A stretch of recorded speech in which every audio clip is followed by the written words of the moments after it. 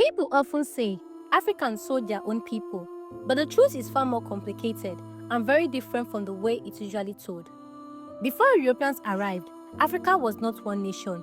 It was a continent made up of kingdoms, tribes, and empires, each with its own rulers, cultures, languages, and territories. Those groups traded, formed alliances, and sometimes fought, just like kingdoms in Europe or Asia. But when Europeans arrived, they did not come peacefully. They came with guns, ships, and an international market already prepared for mass slavery.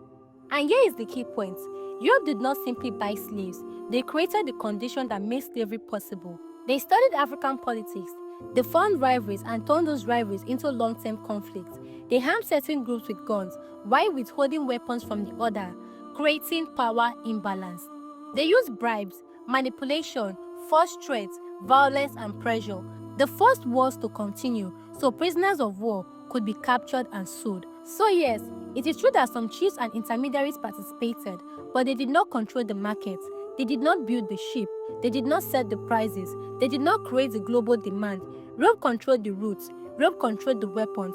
Europe controlled the ports. Europe controlled the trade. The transatlantic slave trade was not a small local exchange. It was a global industry, transporting millions of Africans to the Americas and the Caribbean to build the wealth of Europe.